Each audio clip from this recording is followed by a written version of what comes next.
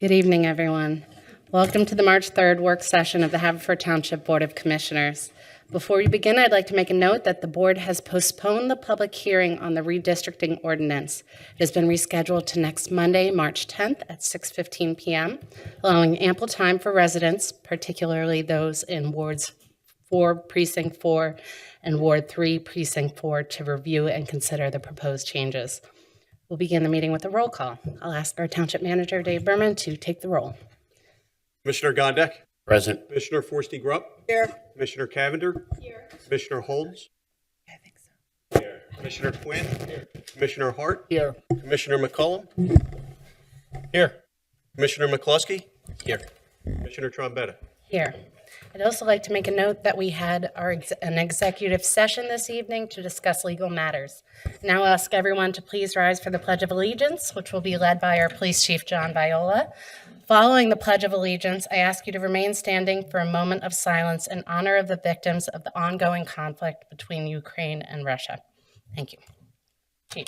Pledge allegiance to the flag of the United States of America and to the republic for which it stands, one nation, under God, indivisible, with liberty and justice for all.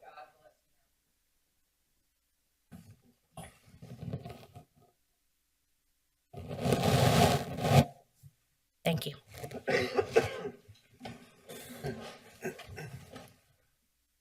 We'll begin tonight's meeting with a presentation on the Township's Comcast cable franchise fee renewal. Attorney Daniel Cohen from the Cohen Law Group is joining us virtually to present on this matter this evening. Mr. Cohen. Thanks very much. Really appreciate it. Good evening, commissioners. I wish I could be there in person tonight. I hope it's all right for me to be able to speak to you virtually. My name is Dan Cohen. I'm with the Cohen Law Group, and our law firm represents local governments in cable, wireless, and broadband issues.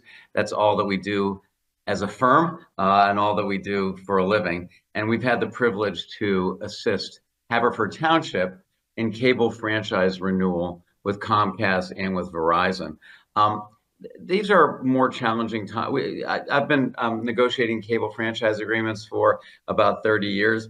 And these are the most challenging times in that period for negotiating franchise agreements for many reasons, but the two biggest reasons are, one, the rise of video streaming services like Netflix, Hulu, Disney Plus, et cetera, which has led to a fair amount of cord cutting and sometimes cord shaving, which means subscribers bringing their cable service down to the most basic level and then bringing in streaming services.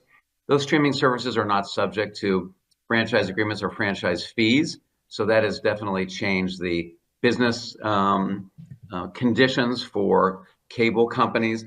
And the other are regulatory changes. There have been a significant number of regulatory changes, certainly since the last negotiation over franchise agreements for Haverford Township. And most of those have been in a manner that hurts local governments rather than helps them. So it's been definitely a more challenging environment, but nevertheless, we've forged ahead, and I think we have a pretty strong agreement to present to you this evening. We decided for strategic reasons to complete the Comcast agreement and the Comcast negotiation first, and then to pivot to Verizon. Happy to discuss that if you'd like. And I think you have before you the results of our negotiation with Comcast, and that includes the agreement itself, an executive summary of the agreement, an approval resolution, et cetera. If it's okay with the board, I thought maybe I'd hit a few of the highlights. I won't take a lot of time doing it, but I think that might be helpful to you. Is that fine? Yes, please. Okay, thanks. So let's start with the money. Most of our clients like to begin that way.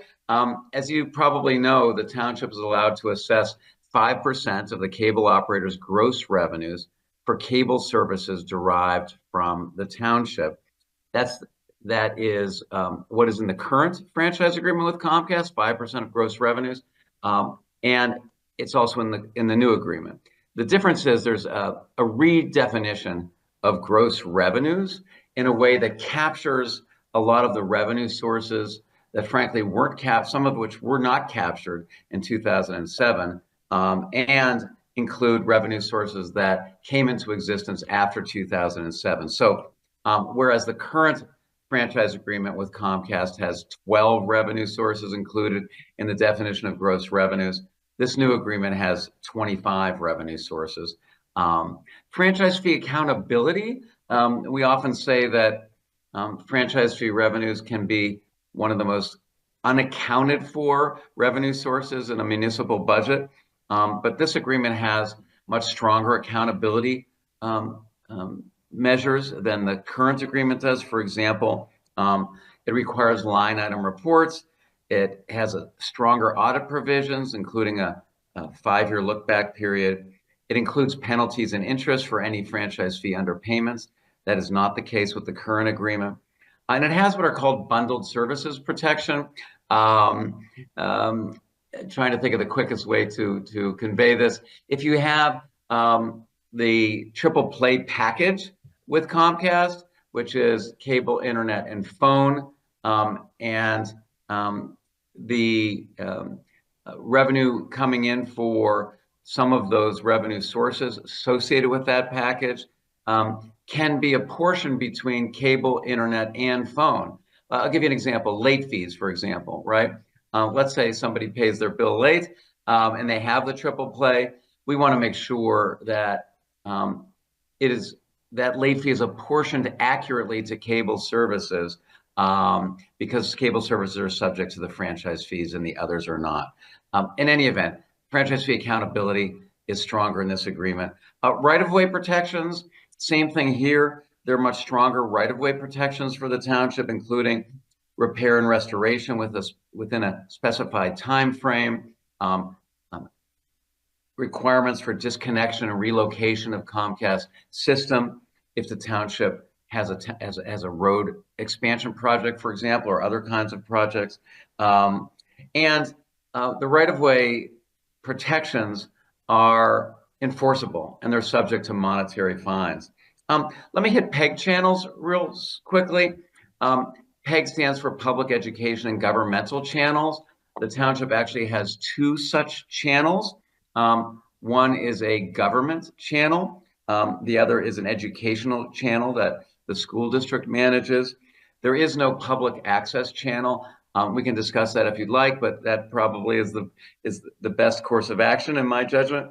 The good news is, and there's no bad news here, but the good news is that Comcast agreed to high definition format for those channels. Those channels have been in standard definition for way too long.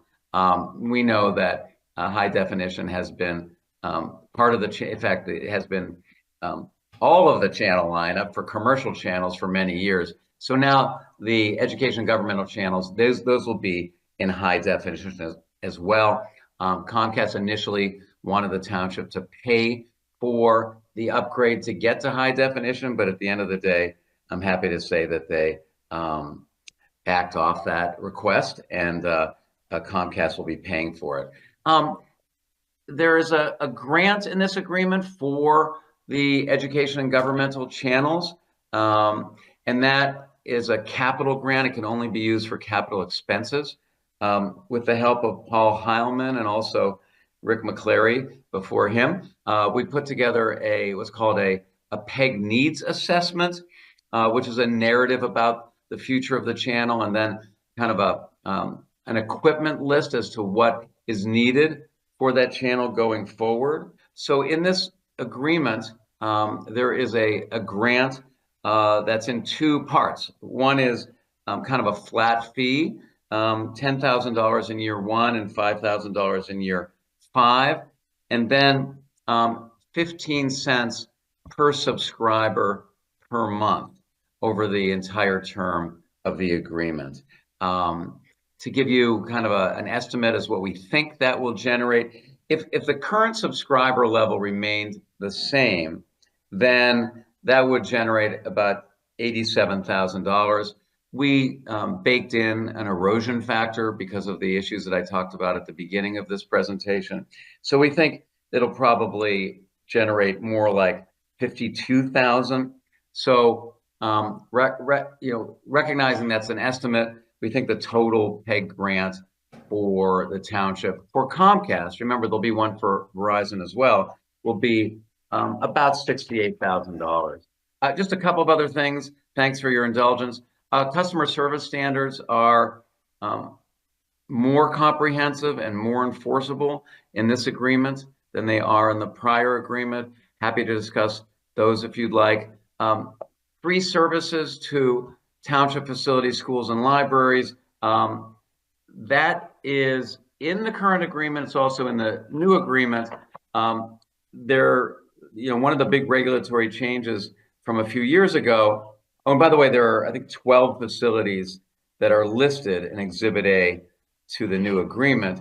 One of the big changes from the FCC is how you evaluate free services. It's a 99-page order, so I won't go through it in any level of detail, but to say that this agreement does reflect current law, which says that Comcast will provide these services for free. If they want to charge, then they have to do so at their marginal cost. That's the result of a Sixth Circuit Court decision. Marginal cost is minimal, so much so that no cable operator, whether it's Comcast, Verizon, or any other, has actually been able to ascertain what their marginal cost is. Finally, enforcement. So obviously, an agreement is only worth the ability to enforce it. The enforcement provisions in this agreement are significantly stronger than in the current agreement. So in the current agreement with Comcast, the only way to enforce the agreement is either to revoke it or to sue Comcast. And our view is that those are not practical or effective enforcement tools. So in this agreement, it includes those, but also it adds in monetary fines or liquidated damages. They're relatively low, but they're on a per daily basis. And on the rare occasion that we have issued notices of violation and liquidated damage notices for cable operators, even if it's a relatively low per day amount, it definitely gets the cable company's attention. So enforcement, I think, I know is much stronger in this agreement. That's just a high level overview, and happy to answer any questions that you may have. Thank you so much. Do any of my colleagues have any questions for Mr. Cohen? Mr. Cohen, one of the complaints I get from residents in my ward is after cable companies have disconnected the wires, they're left hanging, and we seem to is there anything in there that we can force them to come back and do anything about that? There is. Thank you. That falls under right-of-way protections. And there is language in the right-of-way section that requires Comcast to maintain its lines and equipment in good order. I'd have to go back to see what the exact wording of that is. And if they don't, then those right-of-way protections are subject to monetary fines, just like every other part of the agreement. So I think you'll be pleased with at least the ability in this agreement to notice Comcast in the event of that situation. Thank you. Anyone else have any questions? Just one question. This applies to both commercial customers as well as residential? It does not. The Federal Cable Act, it depends what you mean by it, right? Let me focus on the agreement. The agreement itself only applies to residential customers, and that's because the Federal Cable Act says that specifically. Now, that being said, obviously the cable system passes many commercial customers, and Comcast provides service to commercial customers. But as a legal issue, this agreement only applies to residential. Thank you for clarifying. Any Thank further you. questions or comments? Hearing none. Thank you so much, Mr. Cohen. Appreciate your Thanks time. very much. Have a great evening. You the same. Thank you.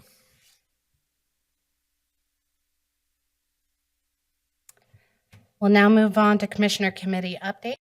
This time, I invite my colleagues to share updates from their respective committees. Hearing none, as board president, I'd actually like to make a report. You might recall that in January, Commissioner Quinn suggested that this board explore ways to improve our agenda format and procedures.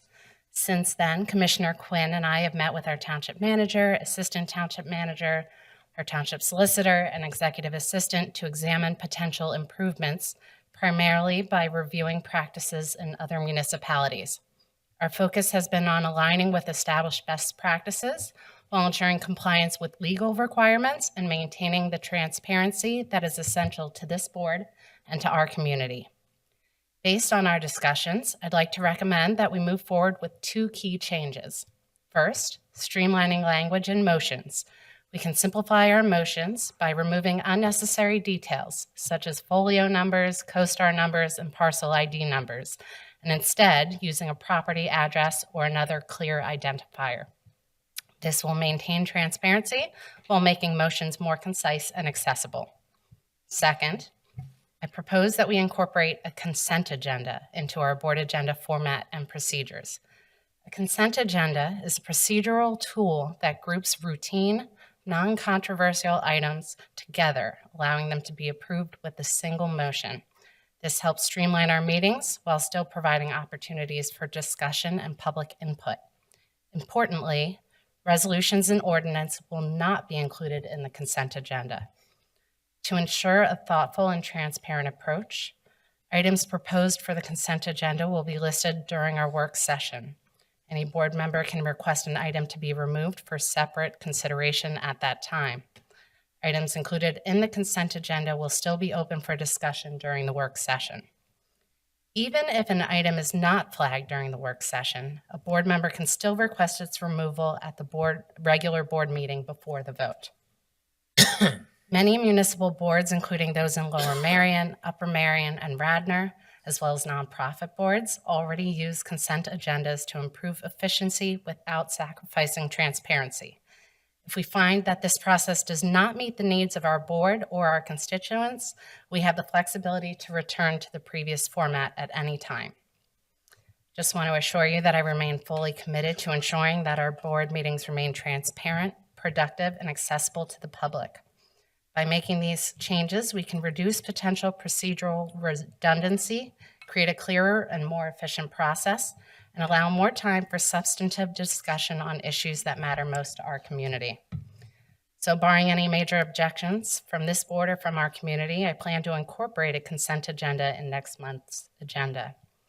And so with that, I open the floor to my colleagues for any questions, comments, or concerns. Yes, I just would like to thank you for all the stuff that you just said that I don't have to say it now. So You're welcome. and this will help with the flow, and this will also help with me just saying hi. So yeah, but I just want to thank you and Dave and Amy for all the work that you guys helped with this, and this will help us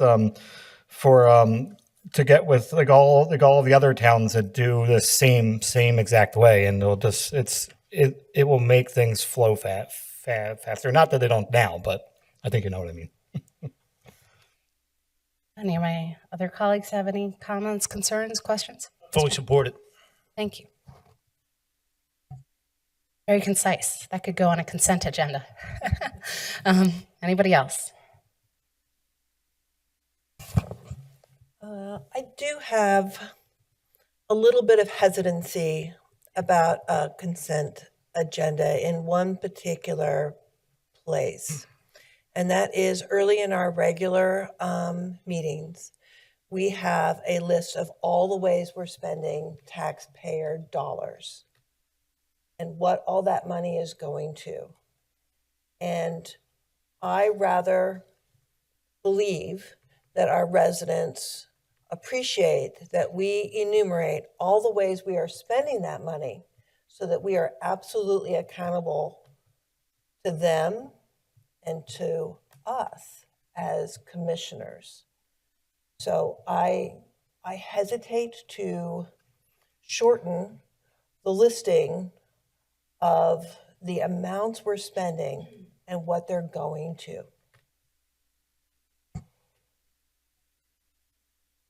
Just speaking to this now, I would say that we can remove the approval of warrants and have that read separately, not in the consent agenda. And I don't think, at least to my recollection, we hadn't planned on including the approval of warrants in the consent agenda, so we could still very much do that. Yeah, that was not in the plan. I don't think. But the other thing was we would attach it. We wouldn't have to read. One proposal was not to read it all well out loud and just read. We approve the expenses you can find on the attached sheet. So it would all be right there. Still, it just wouldn't be having to be read out. I still think that, I personally think that it's important to read them out because not everyone has access to the agenda when they come to our meetings. Okay. Well, and just for a point of clarification, with regards to our spending, all of the amounts, both in totality and in the individual line items, are still part of the public record that is published on our website and available to the public at any point in time, correct? That is correct. So, okay, just clarifying that information wasn't at any point going to be changed. It was always going to be available. Okay. I echo Commissioner Forster-Grupp's concerns with regard to the amount we spend, and I wouldn't limit that to our warrants, but I would include our contracts. The reason we, as a board, approve contracts up here is because the law only empowers at our township level. Only empowers our township manager to approve contracts to a certain level. There's only so much discretion that Mr. Berman or anybody in Mr. Berman's position has. At that point, it then falls on the board to do those things. We only meet once a month to take official action. We meet another night this week, the first Monday of the month to talk about what we're doing. But it seems to me, putting together a consent agenda, I think we're creating the illusion that there are different grades of what we do, and I struggle with that. I think every step we take, whether it's a proclamation or a resolution or an ordinance or a $165,000 change order for library work, I think the public only sees us. Only gets one chance a month to see us do our job, which is which is next Monday. And I think the more they can see, the better. The idea that it's available or it's attached or somebody can look it up, I think of things on the margin.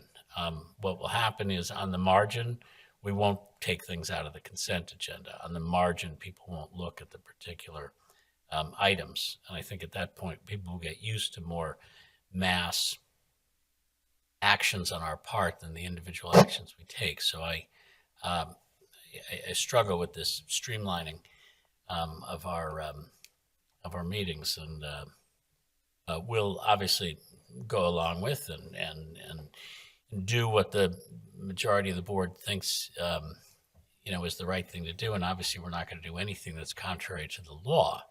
But I ask my colleagues to think about the importance of every step we take, never to create the illusion that some of these things are more important than others and require more scrutiny than others. I think everything we do is very important. So those are my thoughts on that issue. Thank you. Any further thoughts, comments, questions, concerns?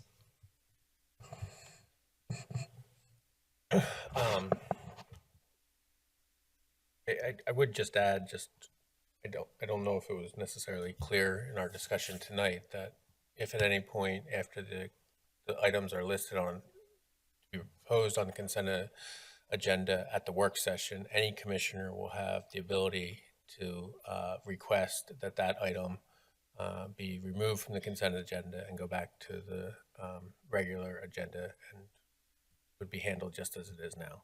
So that does exist. I don't know if that alleviates all the concerns, but just so frame the discussion for everybody. Thank you. For the record, I think we do expect Mr. Matthews and Mr. Petray to continue to come to our work sessions to provide information on the library renovation and expansion project. Any further questions, comments, concerns?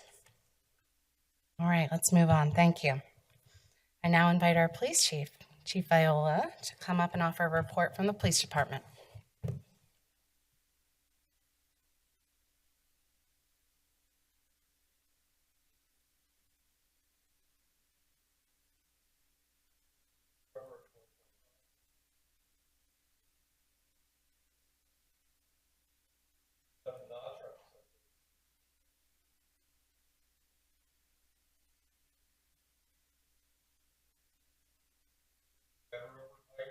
That's entered overnight, and nothing was missing at this time. 2311 Darby Road, a pit stop gas station. Police responded for a burglary had just occurred.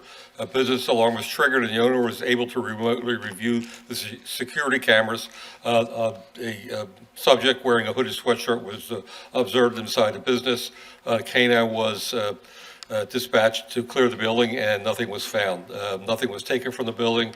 Bay door was forced from one of the panels. Subsequently, through cameras and the Viper system that's in the surrounding area, they were able to identify one of the vehicles and had two other burglaries in different parts of Delaware County on the same evening. So detectives are investigating. Unit block of Westchester Pike.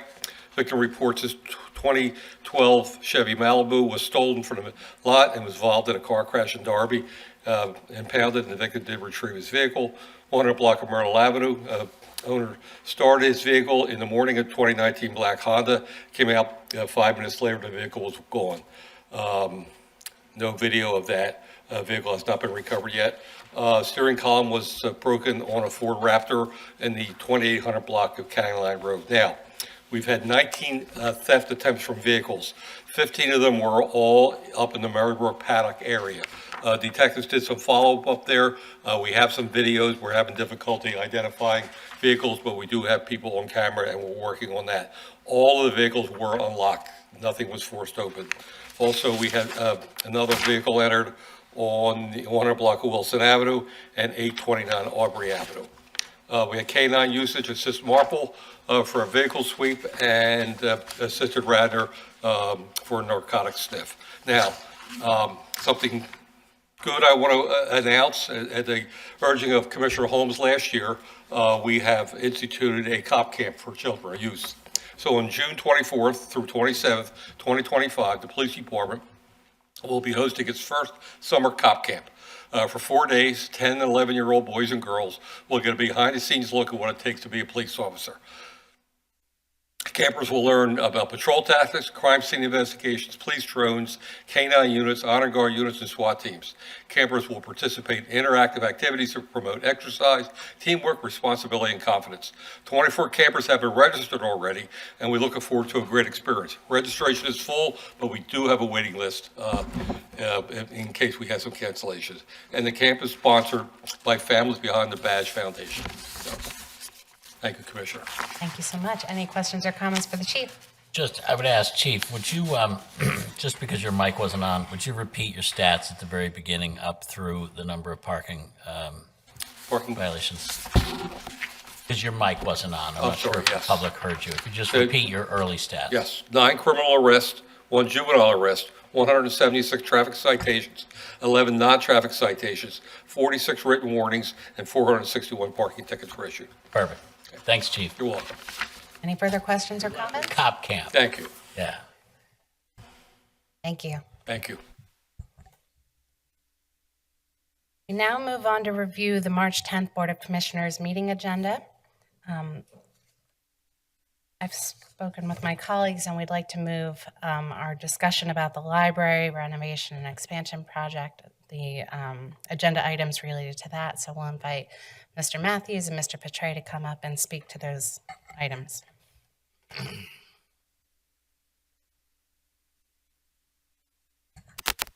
Is it lit?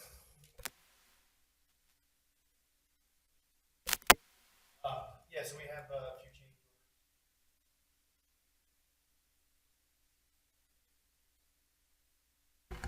Now it is. Sorry about that. So we have a few big ones. So we were here in the past for 1 Mill Road, a large change order of $176,000. We're actually going to take that credit back from Rycon. We had solicited some CoStar pricing for the 1 Mill lot for $248,000. Pricing we had gotten from Rycon was significantly higher than that. So we felt it was appropriate to solicit that price.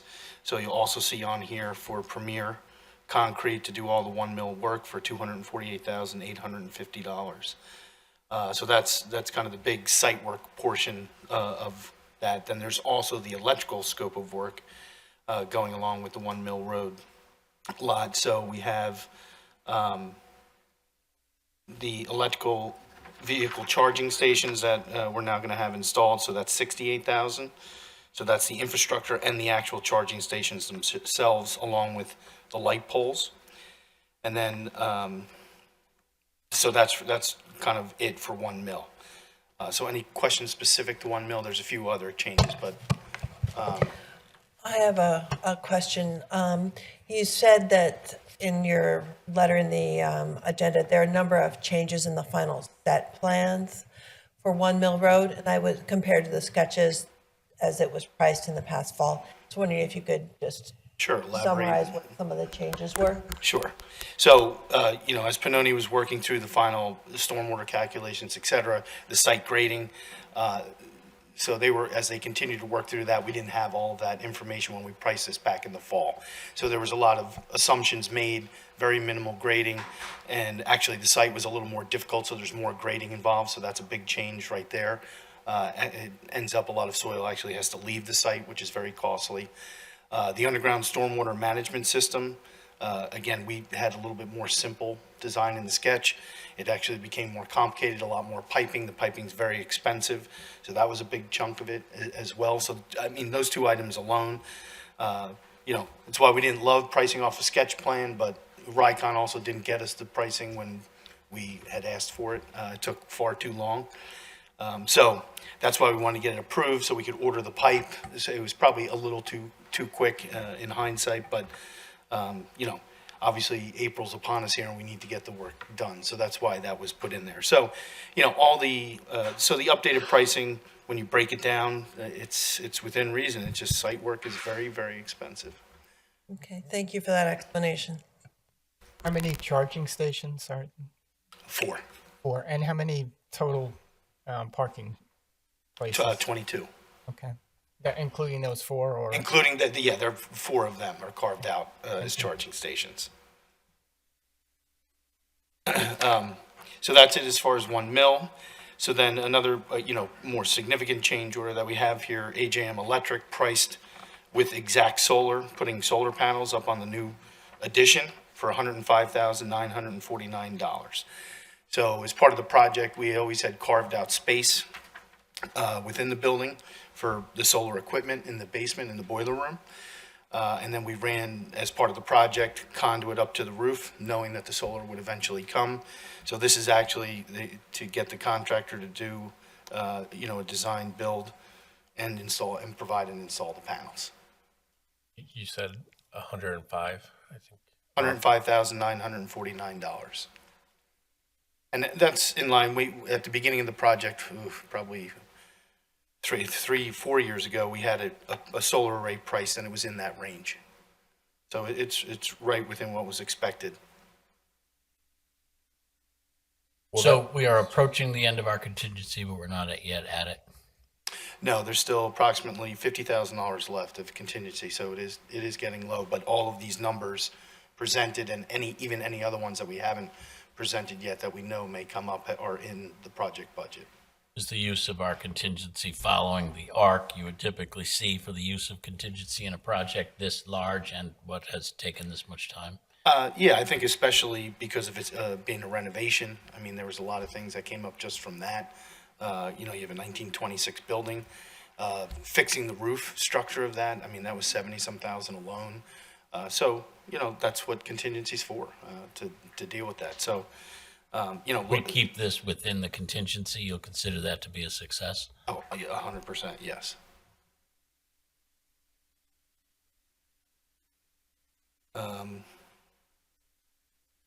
Oh, and there was one other credit back for $10,000 from the electrician for, we're not going to have them provide all the network cables. We're going to have the IT folks do that. So it will essentially be a net zero change. So I want to just clarify from what Mr. Holmes was saying.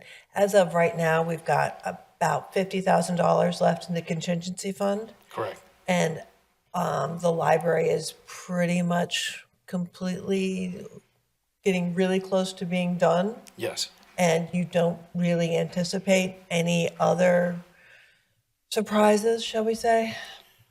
No, at this point, no surprises. You know, there could be something with moving or little things that come up, but no big ticket items should be coming up at this point. Okay, so in your experience, the amount we have left in the contingency fund should see us Yeah, to the end of the project. It should be, yes. The only thing I would say with 1 mil, if with the site work, some soft soil issue came up, but based on what we've already dug up, we don't anticipate that.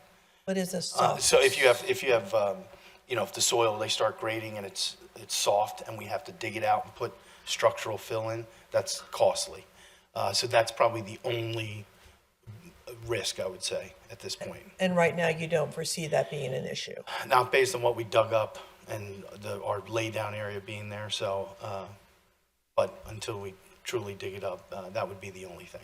All right, let's hope for the best. Thank you. Yeah, I assume, I don't pretend to be an engineer, but the fact that a house stood there for as long as it did suggests that we've got better, you know, Yes. better site than an undeveloped, you know, site that we're breaking for the first time. Yes, it's probably not a real big risk based on what we've seen. And I mean, we've had machines and equipment and dumpsters in and out of there and haven't seen any issue. So, and there was actually some remedial work in there already done.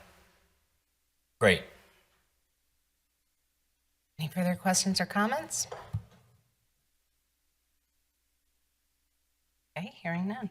Move on.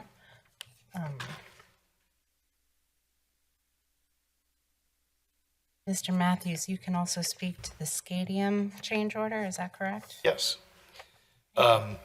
So there's just one change order. There was an omission on the plans. The architect did not have any flooring in the one locker room, and that flooring is just about $14,000. It is an expensive floor. All that rubber flooring is quite expensive, but it was an omission on the plan. So that's what contingency's for. You don't hire perfect architects. It's one of those head shakers that sometimes are a little frustrating, but it's part of the game, and that's why you have contingency. I mean, you would always expect errors and omissions in the order of 2 to 3% in any construction project. So it's within reason. Any of my colleagues have any questions or comments? Do we need a floor? We need a floor. Project, is it started? No, it starts, so everybody's prepped, all the materials have been ordered. A lot of the contractors have already invoiced for stored material, so that was part of the planning process. And they start Monday, April 7th. Oh, great. Anything else? Thank you so much. Thank you, have a Appreciate good night. Moving on to the beginning of our agenda. So next week, the board will issue one proclamation recognizing this month, March, as Women's History Month. The board will also approve meeting minutes and warrants. Do any of my colleagues have any questions, comments regarding the proclamations, meeting minutes, or approval of warrants? Hearing none, I'll move on. Next week, the board will also consider appointing a township resident to the newly formed, 3 township residents to the newly formed Crossroads Figure Skating Club Board. of Directors, the Friends of the Grange Board, Human Relations Commission, and Health Advisory Board, one respective for each of those. The board will also plan to appoint a planning commission representative to the Historical Commission. Do my colleagues have any questions or comments regarding these appointments? Hearing none, we'll move on. Next week, we'll have two ordinances before us. First, the board will consider a second reading of ordinance number P2 2025, authorizing a 24-month lease agreement for rental of the Scadium Pro Shop. Do any of my colleagues have any questions or comments regarding this ordinance? The board will also consider a first reading of ordinance number P3 2025. This is the redistricting reapportionment ordinance, which amends Chapter 37, wards and precincts of our code to amend portions of the boundaries of ward precincts 3-4 and 4-4 and the ward map to reapportion the township's voting districts to contain nearly equal electors as practical as officially and finally reported in the 2020 federal decennial census. As noted previously, a public hearing for this ordinance will be held on Monday, March 10th at 6:15 p.m. prior to our Board of Commissioners meeting. Do any of my colleagues have any questions or comments regarding this ordinance? I do. I get some clarification. As I understand, there's going to be a shift from the 4th ward to the 3rd ward of some population. Is that correct? That is correct.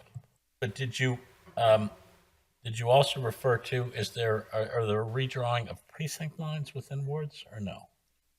Well, there's a redrawing of the precinct lines to either include or not include the blocks that are being transferred. Right. So sorry, I should have been more specific. Thank you for that. So within the change that's happening between 3 and 4, within that there will be some redistricting of precinct lines, but otherwise in the other 7 wards, not only are there no changes ward wide, but there are no precinct changes within the wards. Beyond that, there's no changes to any other wards, but there's no precinct changes for anybody besides the people that are moving. Okay. If I said that, yeah. I just want to confirm, none of this impacts like the elementary school catchments, right? Because I know that it's just wards and where we vote. It's just voting. Yeah. And because of development in the 4th ward, in the last sentence, just to reiterate, they were, the 4th ward was 10.6% higher than the deviation, and the 3rd ward was 6.5% lower. That was both the highest and lowest in town. And so therefore, this is theoretically the most logical step. Sounds good. Thank you. Any further questions or comments? Hearing none, we'll move on to resolutions under consideration next week. As discussed during the presentation, the board will consider a resolution to renew our franchise fee agreement with Comcast Cable. Do any of my colleagues have any further questions or comments regarding this resolution? Great. Next week, the board will also consider approving a service-connected disability pension. Do any of my colleagues have any questions or comments regarding this agenda item? Next week, the board will also consider 3 proposed tax assessment stipulations. It's my understanding that the remaining parties have agreed to these settlements. These are for properties at 45 Decatur Road, 111 Narvin, thank you, Lane, and 511 Cathmere Road in Haverford Township. Are there any questions or comments from my colleagues on the board? Excellent. We'll move on to contract awards. So next week, the board will consider numerous contract awards, beginning with a contract award to Abenizio Contractors, Inc. for a 2-year contract for emergency sanitary and storm sewer repair in the amount of $947,900. Are there any questions or comments related to this contract? I do. I guess this would be to Mr. Pannoni. So it's my understanding that the recommendation to award is not being given to the lowest bidder because the lowest bidder did not fulfill some requirement of our responsible contractor ordinance, with the price difference being quite substantial. I think $160 some thousand. I was just curious, what requirements of our ordinance were they not able to meet? If I remember correctly, it was, it's the training, I say intern part, but that's not the right term. It's The apprenticeship. apprenticeship. Thank you. I believe the primary thing that they didn't meet was the apprenticeship requirements. Okay.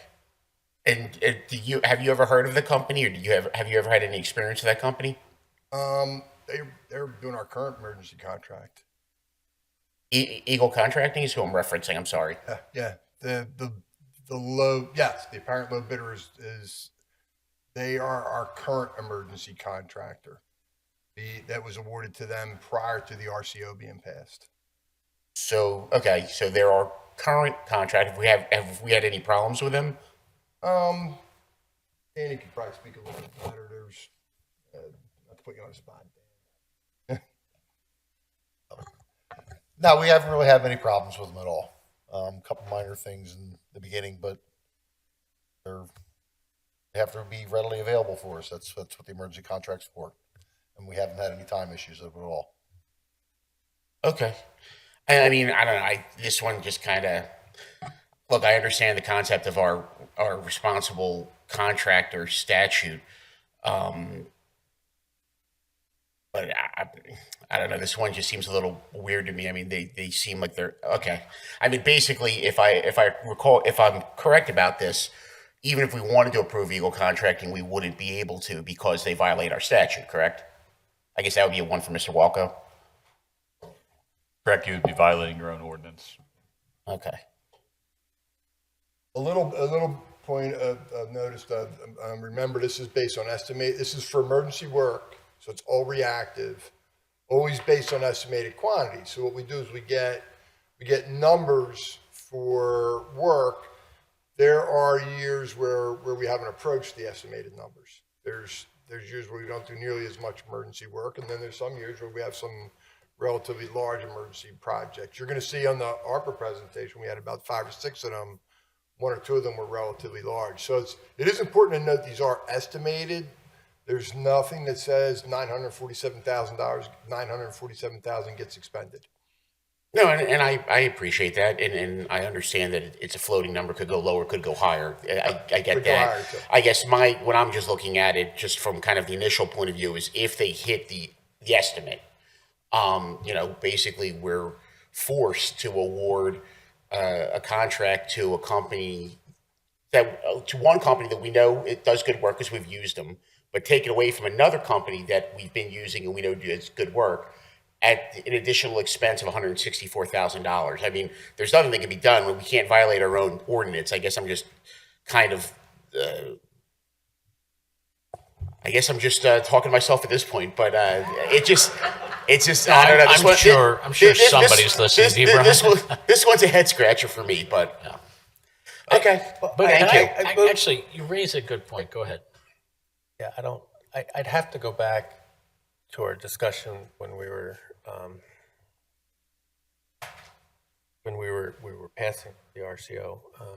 But my thought process at the time was, Mr. Gondik, I believe you were talking about Ab initio contractors as one of the contractors that we used that you were concerned would not be able to meet our ordinance.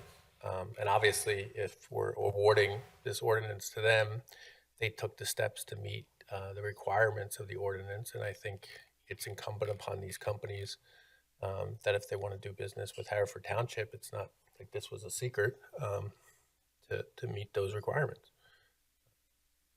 No, I know. And if I recall the conversations that we were having at the time, I asked if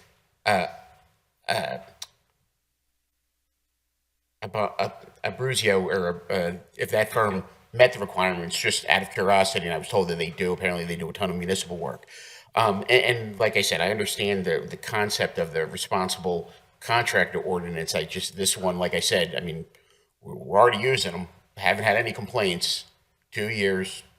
Now we're just going to throw it on another $164,000 on top. It's just, I don't get it. I mean, it is what it is. This one just seems like a case study and a flaw in the ordinance.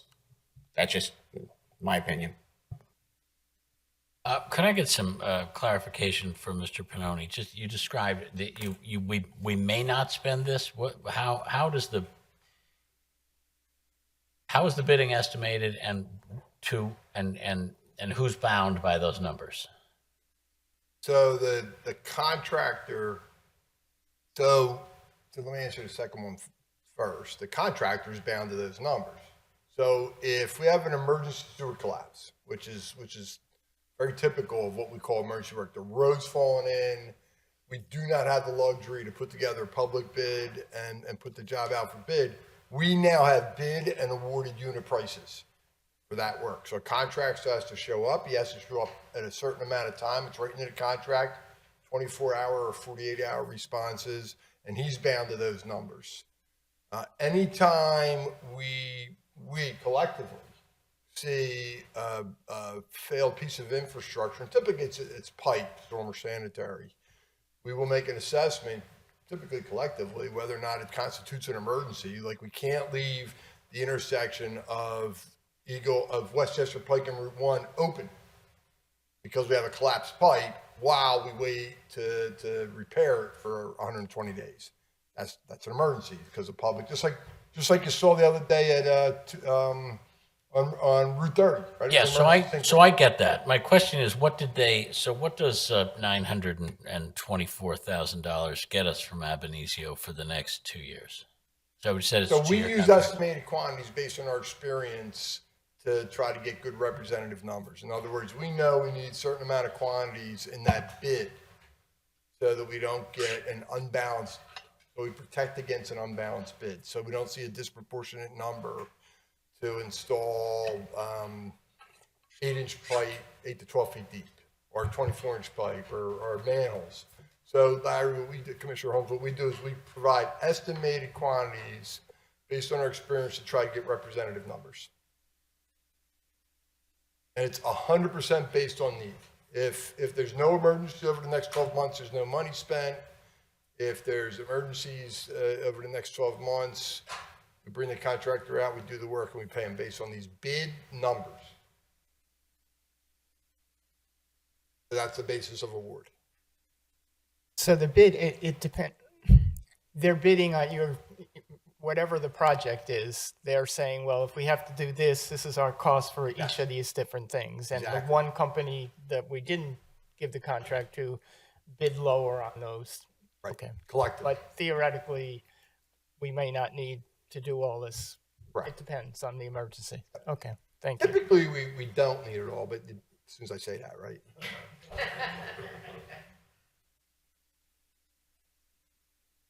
Any further questions or comments?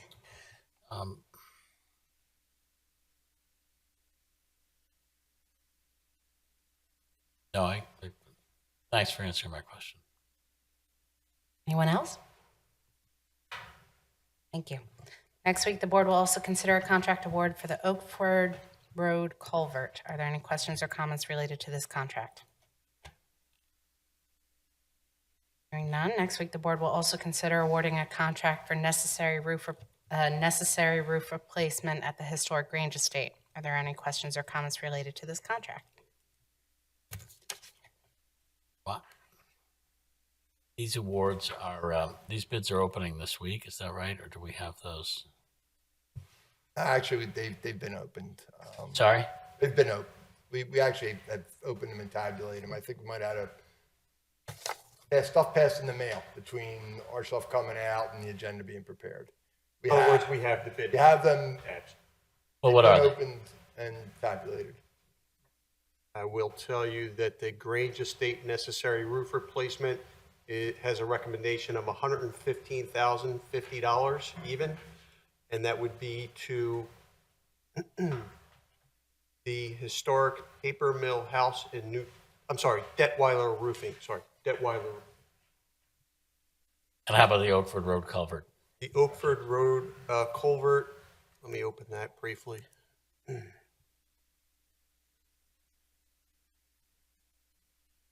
has a recommendation of $144,640, and that is to G&B Construction Group of Feasterville, Trevose, Pennsylvania. And they will be who you're recommending, and they are the lowest responsible bidders? Yes, in both cases. You've experience with both?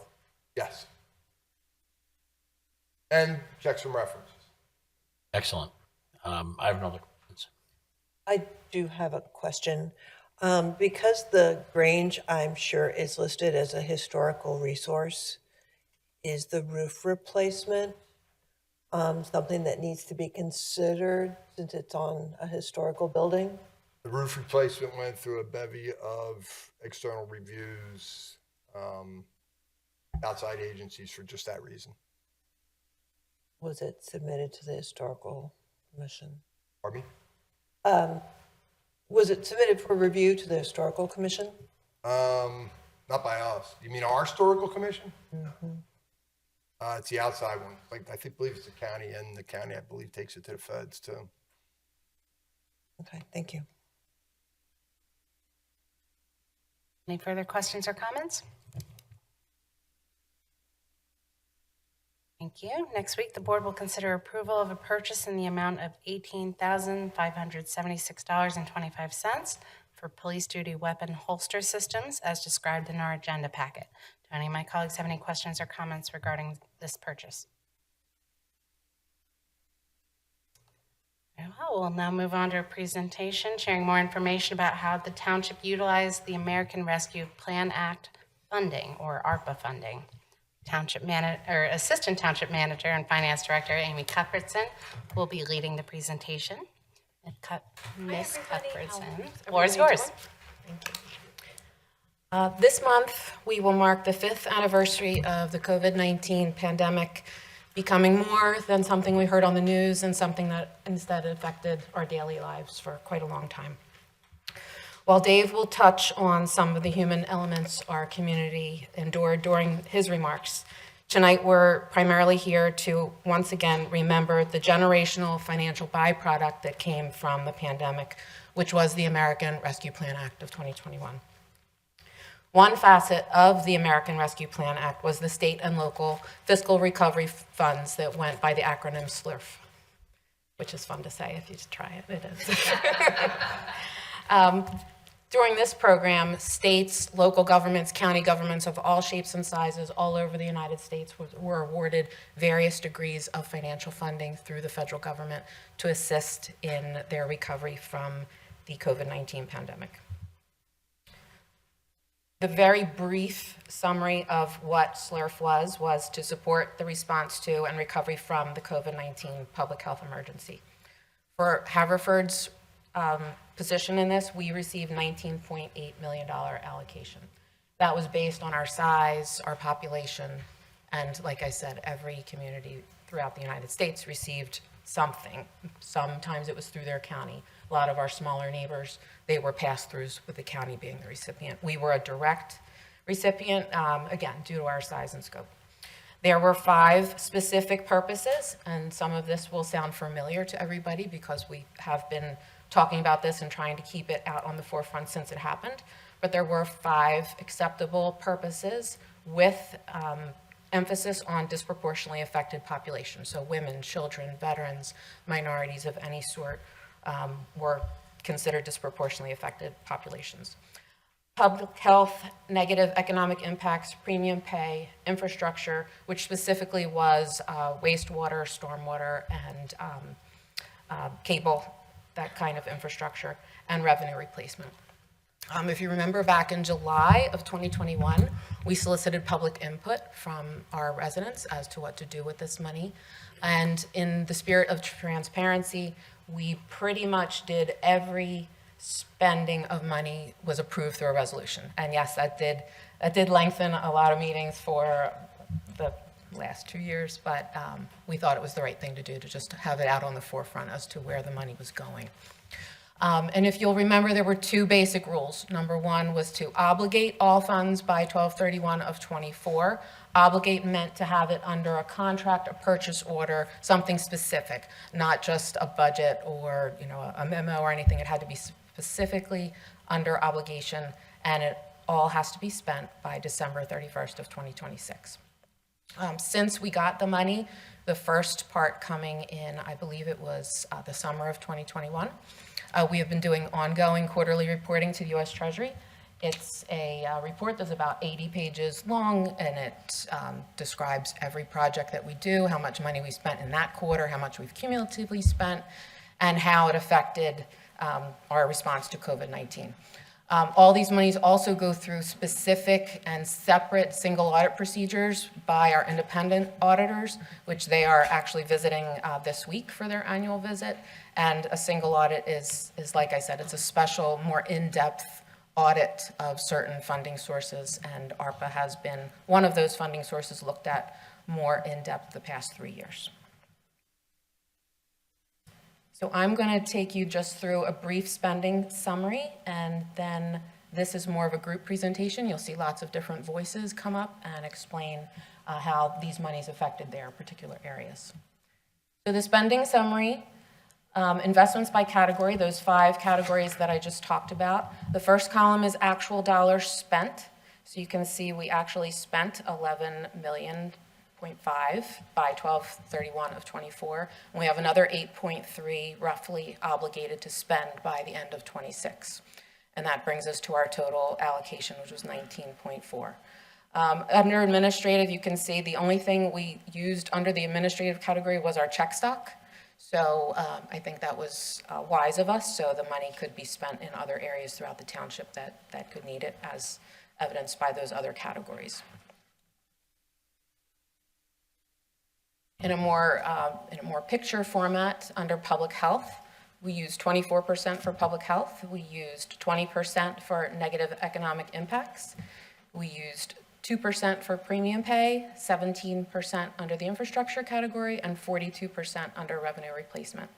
I will say revenue replacement did take the lion's share of where our spending went, but it's under that category where our fire apparatus is and items like that, the stadium monies that went to that. So that's why that appears to be a little higher.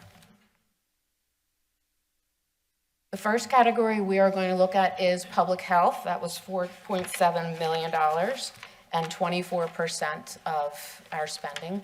That is the primary definition funding to respond to the public health emergency created by COVID-19, including ways to prepare our response to a future. Just a little to expand on that a little bit. Public health obviously meant physical prevention of a pandemic, the current pandemic and any future pandemic, but it also covered any mental health. It covered children, their response, their lack of education that they lost out on. It encompassed park improvements, anything that would give us, in the event of another pandemic, give us access to outside that we didn't have before, or to make outside activity more accessible. So we are going to have, for this category, our first speaker is going to be Jim McCanns, about how ARPA monies were invested in our emergency medical response.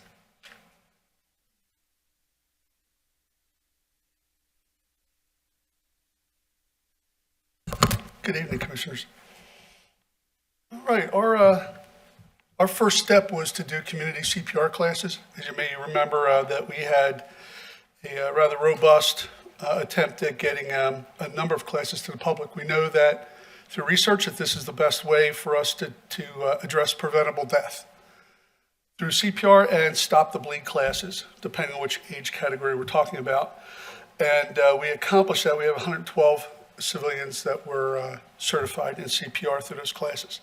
The next step was to add additional AEDs, automatic external defibrillators. We had 20 units delivered to the police, 20 to the fire departments, and we took the existing AEDs and we're repurposing them into public places. What's excellent about these CR2 devices, the new AEDs, which are the white ones you see there, which are replacing the yellow one in the black case, is they are compatible with our new monitoring systems that we have in both our medic units and our 2 ALS trucks. So they are compatible. We don't need to interrupt CPR. We can just plug right into the pads that are already in place by whomever placed the AED. So we, in the upgrade for the police, the old police monitors, we cleaned them up, have put new cases on them, and those cases include a CPR support kit, which you can see what's supplied in that kit, a Narcan kit, and information in that Narcan kit on recovery, as well as the actual doses to give to somebody if need be.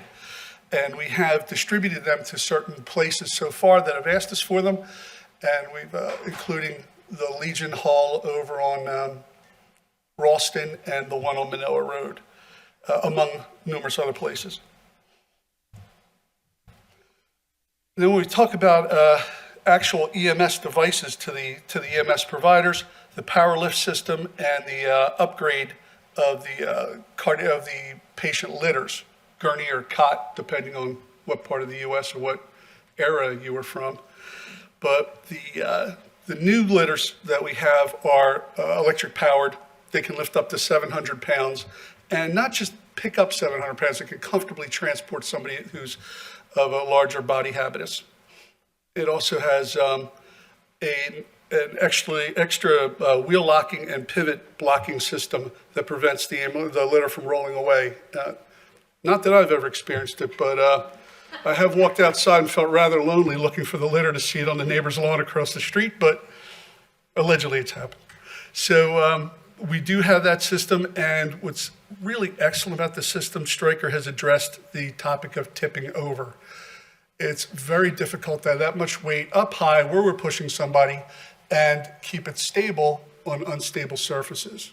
Even like at a hospital where maybe there's like a crack or crevice in the driveway or what have you, it prevents tipping by keeping the center of gravity much lower. So now that's coupled with the power load system. The power load system actually grabs the litter, lifts up the bottom carriage, and we bring it inside the ambulance, locks it into place, and charges the litter when we're either plugged into Shoreline or driving. This has been tremendous for our EMS providers. It takes a load. We have much less back injuries because of this. Coupled with that, and I forgot to put in here, I apologize, is the stair chair system for going up and down steps. I think you saw the demonstration of that before. That couples into this system as well. We replaced our video laryngoscopes. We were a department that had these in place during COVID, and it reduces the exposure of the provider significantly in that we can achieve direct, we can view the laryngoscopy on the video screen as opposed to direct by putting our faces down and looking into the airway. We also do not have to interrupt CPR as we can continue doing this. We only ever interrupted because of the exposure to the paramedic who was intubating. So we have replaced those, and we repurposed the other ones, the McGrath, so the system that it replaced, to the Haverford or the Harrisburg Area Community College Nurse Anesthetist program, and we gave it to them at a rate of $500 a unit. So they purchased it off of us for that for a total of $1,000. We received the Life Pack 35s. I think you've seen them on demonstration. 15 cardiac leads, all those things there that can do, but it also has room for upgrade. So we can, in the future, it looks like they will be able to add a direct laryngoscopy video system as well as perhaps ultrasound for EMS. And our 2017 Ford truck is out to be refurbed. So they will take the back off of that ambulance, put it on a new chassis, and there's a huge backup in our industry on these getting turned around. But I'm working with Mr. Passetti, and we are putting a lot of pressure on our dealer, and it looks like we may have a couple solutions to getting that in more quickly. But as of right now, they are predicting November to have that back in service. So that's a real stretch. These ambulances are taking a beating, but we are, I think we may have a workaround on that. All right. Any questions on any of this? Thank you. Thank you. Okay, our next two speakers are going to take us through what we did with Parks and Rec. It's Brian Barrett and Eileen Matola. Thank you, Amy. So I'm going to summarize the park improvements that the township made using the ARPA funds. Just to give a little background and context to this, the projects that were funded go back to a presentation that the Parks and Rec Department did in 2018, identifying capital projects that needed some attention. And they identified approximately $5.5 million in capital projects at that time. From the proceeds of the 2018 bond issue, the township invested approximately $2.6 million in park improvements between 2019 and 2022. And those projects are listed here. Some significant ones were the Pensy Trail extension design, tennis court work at 4 different courts, and sidewalks and pathways throughout the township, along with some other things throughout the parks system. The ARPA funding was approximately $3 million for improvements at our parks, and these projects included the Brookline Park redevelopment, the Darby Creek Trail extension, lights at McDonald Field and Carricone Field, basketball courts at Grange, Preston, Grassland, and Hilltop, tennis courts at Elwell and Grassland, play equipment throughout the townships, and pavilion repairs and backstops at Grange, Elwell, and Paddock. This isn't all of them, but this is the lion's share of them because there was a lot of projects done over the last 2.5 years. And some of this money, as Amy said earlier, still needs to be funded. I want to take just a moment to talk about the Brookline Park project. That got a good bit of funding, $750,000 from the ARPA funding. That project allowed us, that funding allowed us to do a master plan for the Brookline Park. And that master plan is visualized here on the screen. But that would not have been possible without the ARPA funding. So this is a project that, was basically a blank slate. And through a lot of neighborhood engagement, community engagement, we were able to come up with a plan that we thought would work well with this site. And as you may know, last fall, the township received an additional $850,000 from the state for this project, which will allow us to continue into phase 2. Actually, I'm going to hand it off to Eileen.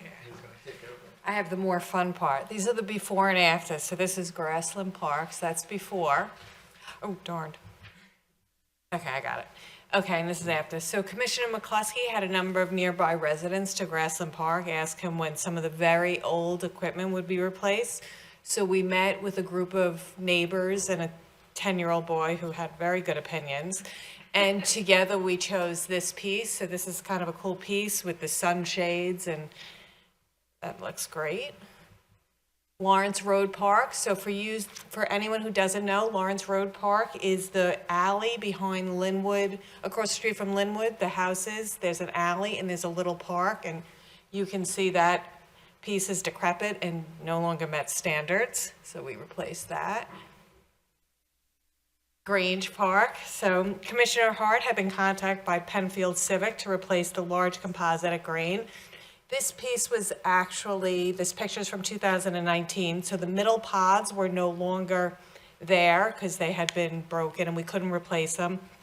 We really tried to make repairs, and then we had a couple of meetings with the Civic, and this new piece was chosen, and Melissa picked the colors. Richland Farms. Okay, look at this. So all around town, we have paved areas. Maybe there was decrepit basketball court, maybe it was a tennis court. So we had to think of how to reuse them. We met with Hilltop Civic, and we did a much needed complete overhaul of Richland Farms. So looking at the space, the Civic wanted it to appeal to the very young. They found a painter, a house painter, and he volunteered his time, and they put that cool track on it, and it also has like a stop sign and a yield sign. Okay, Merry Place. Okay, so Merry Place is our unique park that is designed and constructed for all ages and abilities, especially those with special needs. So Brian and I met with a couple vendors, but we really wanted to have we couldn't do something typical. We really wanted to get some wow piece. And I think we did that with this slide. That slide, it's hard to tell in the picture, but 3 adults could go down that at the same time. So that's pretty cool. Uh-oh.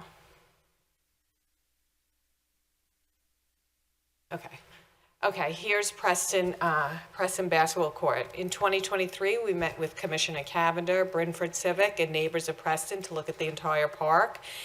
We did do over this basketball basketball court at Preston. It's similar to the do-over. We did at Coopertown, Merwood, Bailey, Westgate, Hilltop, Grassland. So now almost all of our basketball courts that get the most use look like the one over here at Preston. I'm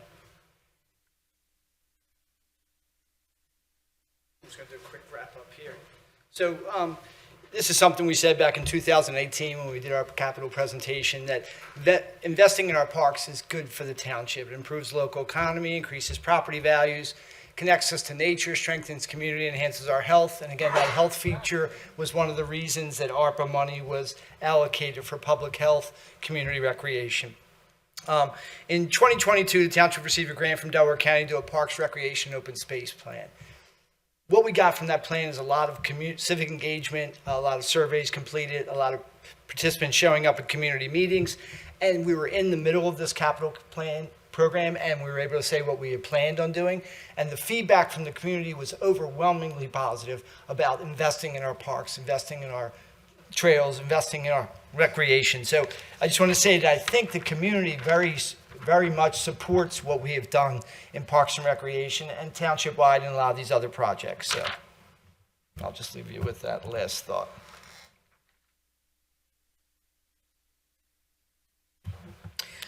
Just due to timing constraints, we couldn't highlight everything. So just to summarize a couple of the other things, the Safe Streets for All study, which is still in progress. The recreational programming for neurodiverse children, we did that last summer and we'll continue to do it again this summer to offer summer programming for children of all abilities. We did social programming for seniors. We awarded two $25,000 grants, if you recall. One was to Kelly Music for Life. They put on a senior prom, if you will. And the other was to Haverford Township, the adult school, to get seniors back out, because that was one of the biggest and saddest things was how it affected our seniors, and we tried to get them back out re-socializing with each other. We're in the midst of the Township Line and Farwood sidewalk installation to promote walking in the area. The library renovation is also partly under economic, partly under the health, so we'll talk about more of that as we go on. And the senior re-socializing events that the township sponsored. We are doing game nights under the leadership of our Park and Rec department. The seniors really seem to love that. We had open houses. We do the health expo. So we tried ourselves also to get our seniors back out and mingling with each other. Negative economic impacts is going to be our next topic. We spent $3.7 million or 20% on this. Obviously, this doesn't need a lot of explanation. There was a lot of negative economic impacts, whether it was to people personally, the job losses, the job furloughs, the job layoffs, businesses that couldn't open until it was safe again, foot traffic that wasn't in areas like our own business districts, just didn't have the foot traffic that they once did. So we spent a lot of money here trying to reinvigorate that. Discover Haverford helped us a lot along the way in this area, so Jean Angel is here to talk about a lot of the programs that she and her staff spearheaded for us. Thanks. So thanks for inviting me to present on the programs that we're here to support our businesses.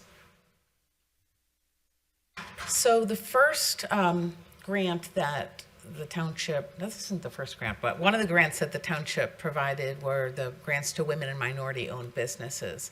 And that included $10,000 grants to 10 different businesses in a competitive process. So the grants covered costs for renovations, marketing, rent, facade work, staffing, and more. The facade grant program provided $223,000 to 21 businesses for matching facade grants. I've presented on this before, but I just wanted to remind you of a couple of the highlights. So we have the Bakery House, and this is Gans Plumbing. This is the Ivy Inn and Pepperoncini. Here we've got the Victoria Arms Apartment. This is right next to Brookline Fire Company. The Wynwood Lanes, Metro Insurance, and this is Busted Saddle Sign, but this was done by Sustain Realty, so they completed a bunch of work along there with signs on the sides and then a sign for each of the storefronts. We also more recently did the Business Revitalization and Modernization Grant Program, which provided $224,000 to 10 businesses for interior or exterior work. So these are, this is a presentation I wasn't able to give, so I'm going to give you a little more detail here. So Yard Pub got a new HVAC system. Brew Your Own Beer got a new hot water heater, HVAC system, and a new commercial sink. They like to do workshops on beer brewing, so that was important for them. Adam Dye Dental got a new air compressor for their dental work. Sampan Inn, a new roof and an under-counter fridge. Rita's Water Ice did roof repair, painting, new patio, and a repaired sign. House Cup got new indoor and outdoor seating and a new cold brew system. Centrellas did facade work and repair of their brick oven.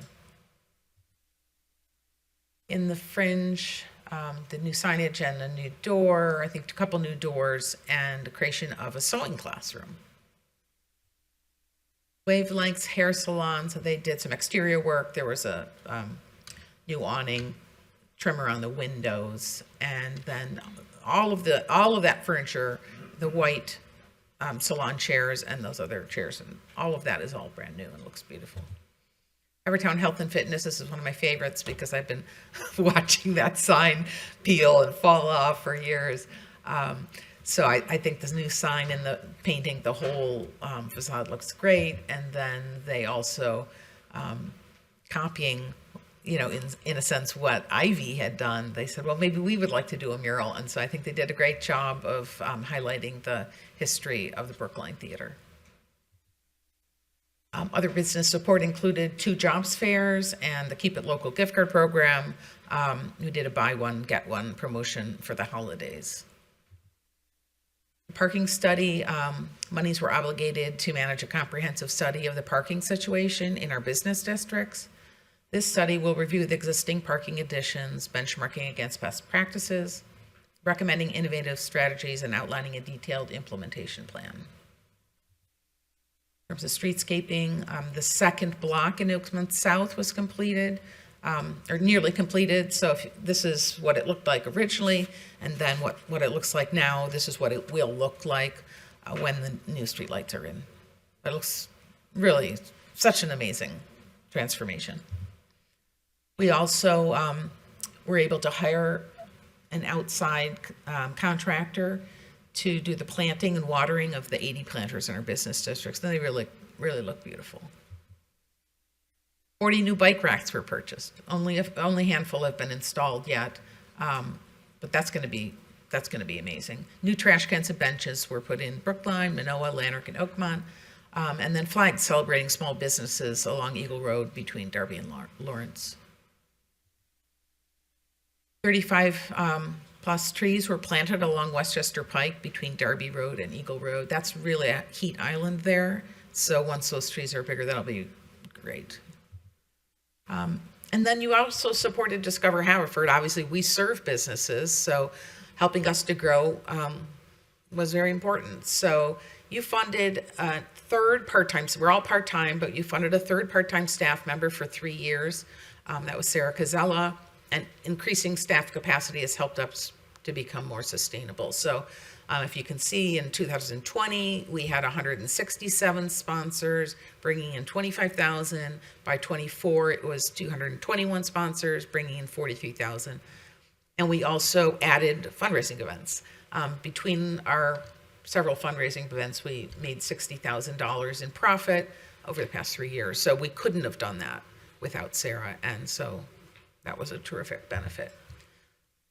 Other economic impacts, the Senior Widow Disabled Economic Recovery Payment Program provided $500 payments to low-income persons within those groups. The library renovation, Darby Road Streetscape Phase 3, 4 years of business district beautification to attract customers to our stores, 2 years of prospective funding for Discover Haverford. And that's right. Thank you, Ray. I just want to say, I'm sorry. I just want to thank you guys because, I mean, I think the things that you did to help our business community amazing. When I've talked to other communities and they say, well, how did you run that facade program? How did you do that? And I say, well, that's because our commissioners supported, felt that the business community was important enough. And so from the facade work and the streetscaping and then the individual grants you give to business, I just want to thank you for that.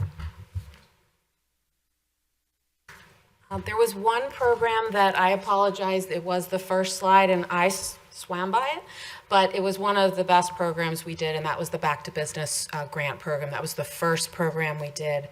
We gave $2,500 payments to any business headquartered in Haverford Township that showed a loss in revenues. And that was nearly 100 businesses took advantage of that. So I know they were very appreciative of that at that time when it was extremely rough for them. And also another one that was probably a favorite, especially with our seniors, was the one Jean alluded to, the $500 payments to our low-income seniors, widowed, disabled persons. That was very well received by everybody who received that. So much that we had several requests, were we going to do that again? But we had to graciously say no. But a lot of residents took advantage of that as well. Premium pay is, Dave, you want to touch on premium pay?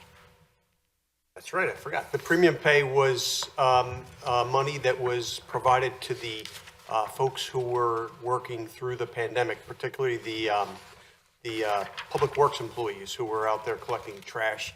And, if you think back to that, when nobody knew how you were going to get COVID or how you could avoid it. And so there was premium pay for them, for the volunteer firefighters, and there were some comp time awarded for other employees that were working through the pandemic. Thank you. Our fourth category is infrastructure, where we spent $2.5 million or 17%. As I said, infrastructure was very narrowly defined, but for us it worked out fine because we had a lot of needs in the areas that were allowed. So wastewater, drinking water, stormwater, and to expand access to broadband, with our biggest needs being wastewater and stormwater. With Pannoni being part of any and all of those projects, Dave is going to present about all the details there, okay? Yep. So as Amy mentioned, they kind of break it out pretty nicely into three categories. Sanitary sewer, which is wastewater, right? That's your domestic and industrial waste. Stormwater, which is your runoff. And then we have miscellaneous projects, which are relatively diverse, as our township is diverse. So I'm going to talk about the storm sewer first, and you're only going to see so many pictures of pipe and manholes and backhoes, but so I thought it would be really good just to see how many we had. You can see there were 9 different projects, and they were spread out very well across the township. Let's see if this cursor can point to anything. So these first 3 jobs were publicly bid, separate projects. I'm going to show some pictures of them, but Woodcrest and Brookline were 2 very busy streets in terms of sanitary sewer. Big main, old pipe, a lot of laterals. The next ones, 4 through 8, were emergency projects. That's what we were talking about earlier with our emergency contract. Danny and his group were integral in every one of them. They were a mix, everything from a very tough sanitary sewer project, the township line in West District Pike in front of the U-Haul. Everybody knows how busy that area is, to a manhole replacement right there at Darby Road and Eagle Road. That really shows you why we have emergencies. You just can't wait 190 days or 120 days to repair those areas. The last one was a little bit unique, over off the number 9, over off the Darby Road area.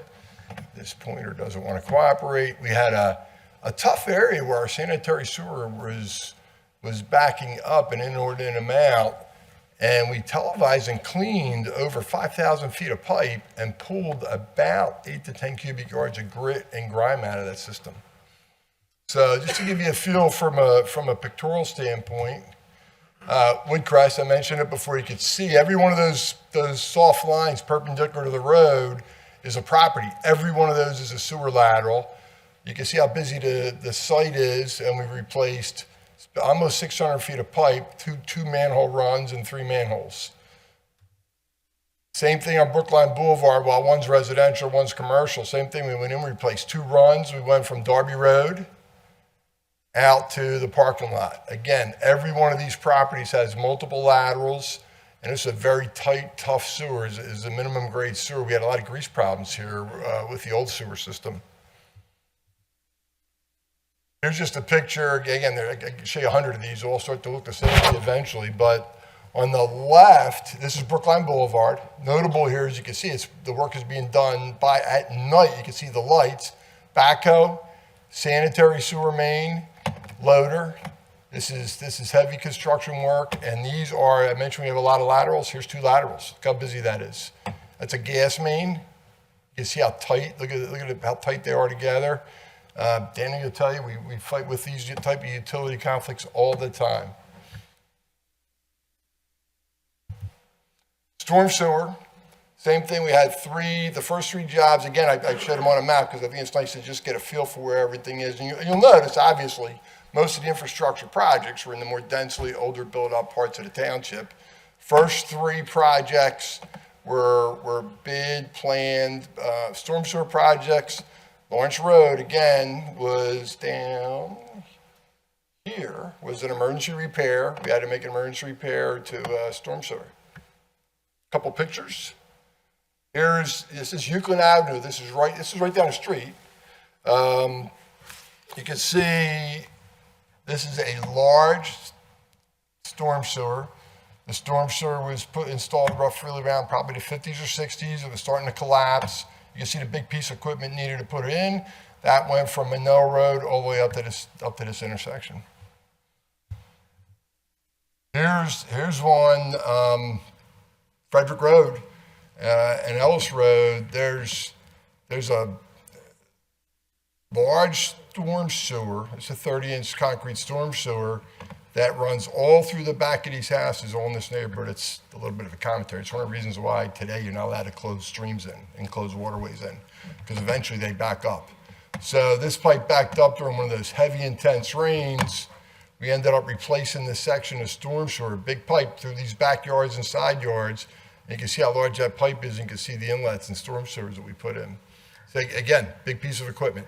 Ab initio, by the way. This one's ab initio. Yeah. In general, all right, just a general category of very different, diverse projects. Again, look, you can see how they're spread out all through the township. And you'll see how frankly how diverse they are. Some of them we already talked about. This was a neat job. We had an old 1970s stormwater basin. The board might remember we talked about this before. Look, you see it's heavily vegetated, large trees. We removed all the vegetation, recontoured it some, put in what's called a 4-bay and a stormwater basin. So have stormwater management. This does not look like this now. This has been planted with plugs, heavily vegetated. That's our PRP, our pollution reduction requirements that we have to meet for the state of Pennsylvania.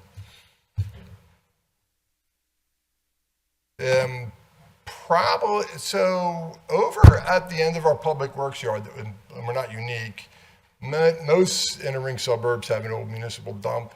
We have an old municipal dump. When you have an old municipal dump and stormwater hits it and runs through it, water seeps out of the ground and it turns orange. That's iron.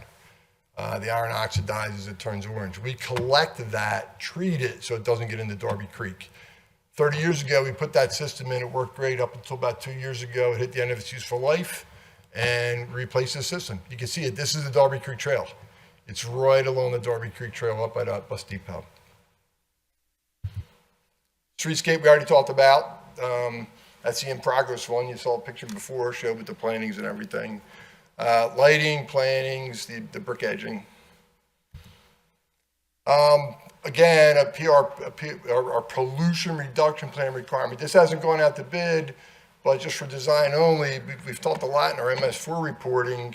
We have a stream, it's a trib of Darby Creek, and you can see all this erosion. This is the erosion that the DEP is attempting to require us to arrest so that this erosion doesn't end up downstream in Darby Creek. And you can see this erosion undermines trees, and you can see how it cuts back the banks. Very, very difficult permit. Very difficult permit to get. It's reviewed by the state and the Army Corps of Engineers.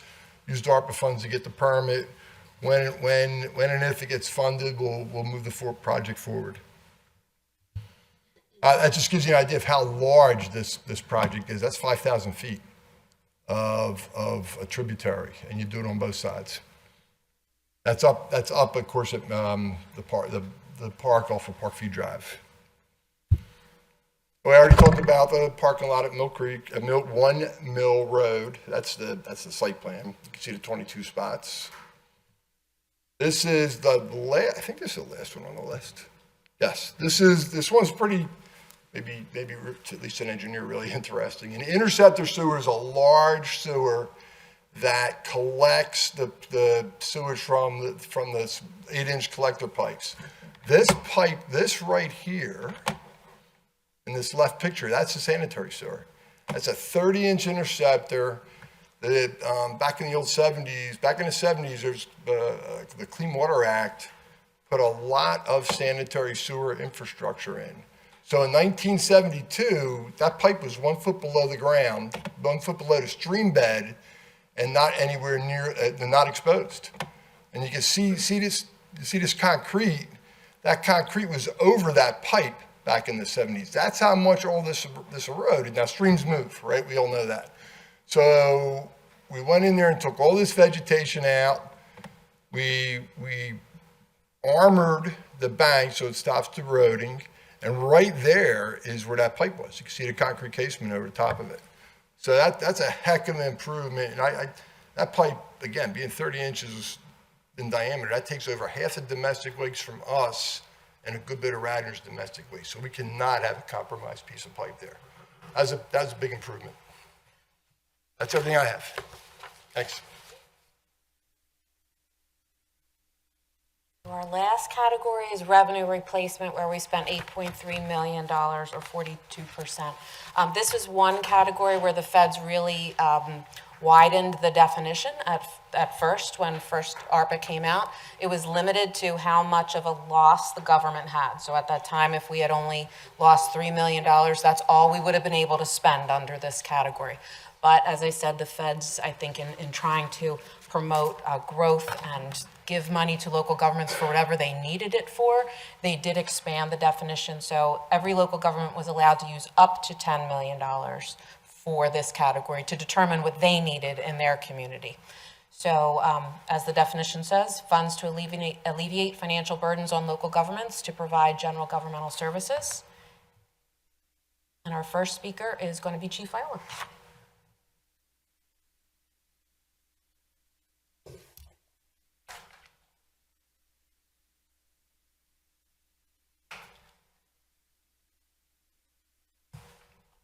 Help me out of here. That one, okay. So the police department investment in the money was body cameras for the police officers. We had body cameras on the officers for many years, but they were getting older and we had the opportunity to upgrade them. The in-car cameras have just been finished on the install, and everything is operating at the present time. We were able to purchase 2 electric bikes, which we have a bike unit out in the summertime, allows the officers to move quickly and get to areas without exhaustion, especially in the hot weather. Electric vehicles, we bought 4 electric vehicles. One is for Steve Pool for emergency management, which will be an emergency response vehicle. The police department has 1 marked electric vehicle, 2 unmarked. There was delays getting them in just because of ordering issues and manufacturing issues, but they are currently the upfitter right now getting the lights installed, so we hope to see them in service very shortly. We have the speed signs, which we continue to add to our fleet because, as you all well know, the complaints we get for speeding and the other issues with traffic. And that's me. Thank you.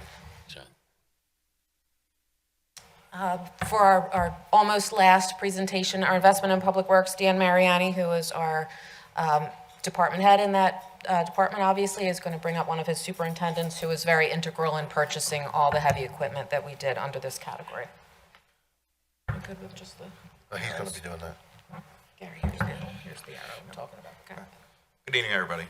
So in true public works forms, we get to go last, and we don't get to talk about anything fun or exciting. At least not, it's exciting to us. Introductions, this is Gary Passetti. He's our vehicle maintenance superintendent. He's going to be going over the purchases, which we have some, but they're not all in yet. We should be getting some of them in pretty soon. I'll let him explain what we got. Hello, everybody. I'm usually the quiet voice from Public Works, so here we go. So a roll-off truck, that's used to carry our 20 and 40-yard dumpsters for recycling, carrying brush, trash, etc. Multi-hook system. This is a new system to us. It actually it's a truck chassis that you're able to replace and swap out the bodies. So you have here's a flatbed in this picture. You can go from salting to patching potholes in a matter of minutes. Good system from what I see, and Dan would agree, but it's new to us, so we'll have to learn. Snow plow, that's self-explanatory for snow cleanup.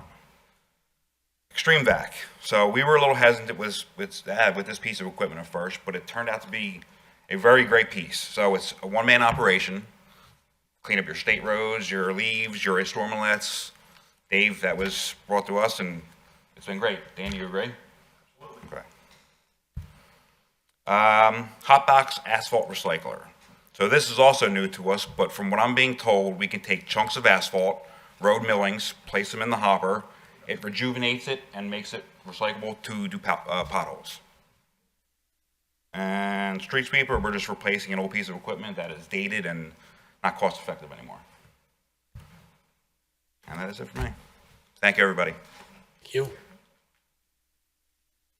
And to wrap it up and wrap up my MC duties, Dave is going to finish us off with taking us through some more of the investments we made in public safety and then some final comments.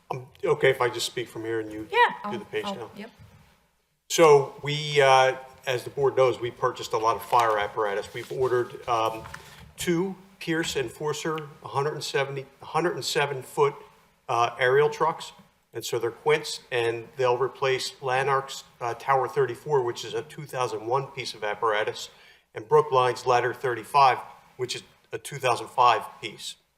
We also purchased a E1 walk-in rescue truck for Manoa. That's going to replace Manoa's Rescue 56. It's a 2006 piece.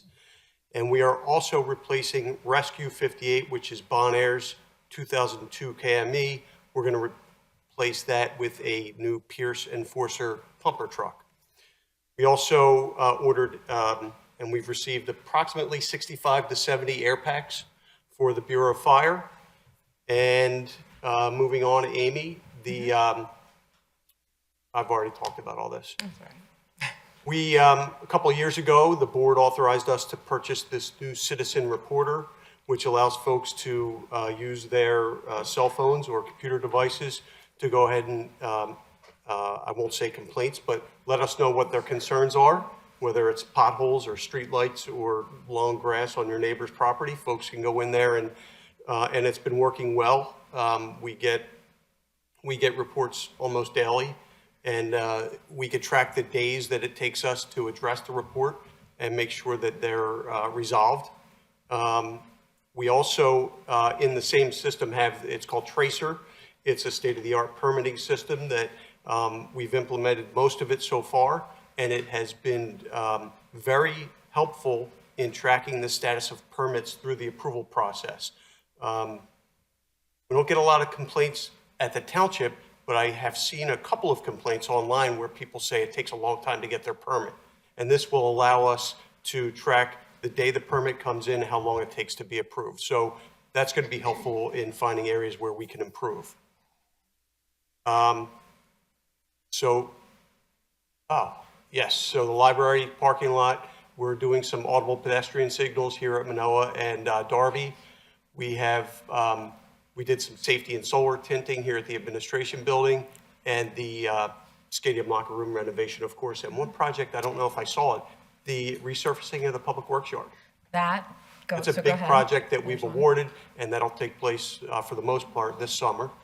And the last one is to assist with the implementation of the new comprehensive plan. We have money obligated to That's right, for a that as consultant well. to go through that process. So this is, it's been a long report. That, you know, to spend $19 million over the course of, well, to obligate it within 2 years and to spend it over 5 years, is not easy, especially when you're managing a township with 50,000 residents and an operating budget of 50 million. But all the people you heard from tonight are responsible for getting this done. And I don't know how you did it. I don't know how we did it. So thank you to all of you and to the board for helping us get to that place. The boards, the commissions, Discover Haverford, you've all been terrific, really. The library, CBD construction was even involved. Dave Pannoni and Chuck Faulkner, the amount of engineering that went into a lot of these projects, I don't know how you got it done for us so fast, and just, we can only say thank you. Amy, this whole presentation was Amy's. I mean, everybody provided the information to Amy, but obviously Amy led the whole thing, and thank you, Amy, for, and also administering all the grant funds and getting us to where we needed to be. It's remarkable. So, coming full circle, the American Rescue Plan Act, it's called the COVID-19 Stimulus Package, and it was intended to speed up the country's recovery from economic and health effects of the pandemic, right? I think we all felt something during the pandemic, really a traumatic experience for everybody. But we also had true losses here at the township, and every time I give a presentation and talk about the American Rescue Plan Act, I mention Nick Sava from the Oak Mountain Fire Company, who died in December of 2020, and also Sergeant Kevin Redding of the police department, who died just a year later in December of 2021. And so that's all I have. Thank you all for listening and for putting up with us. We just needed to put this all out there. That was a fantastic presentation.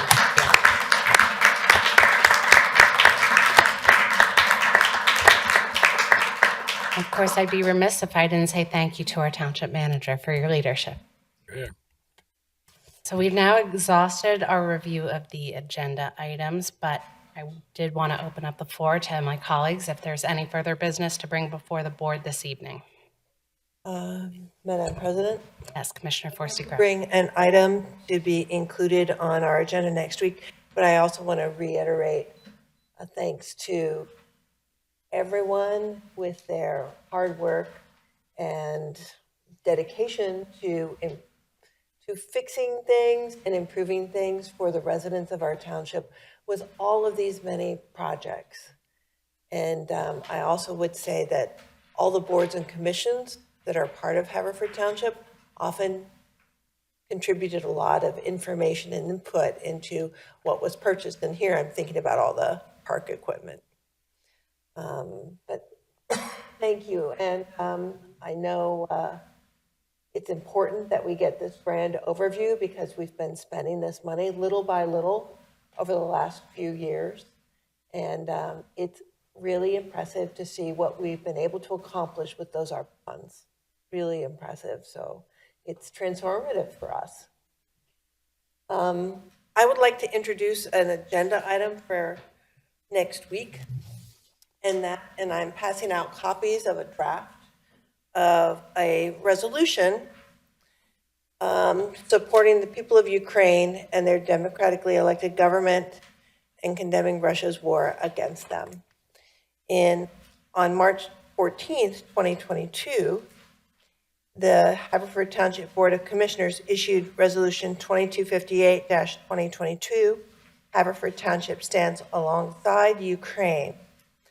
And I would like us to reaffirm our commitment to this nation and these peoples who are struggling to maintain their independence.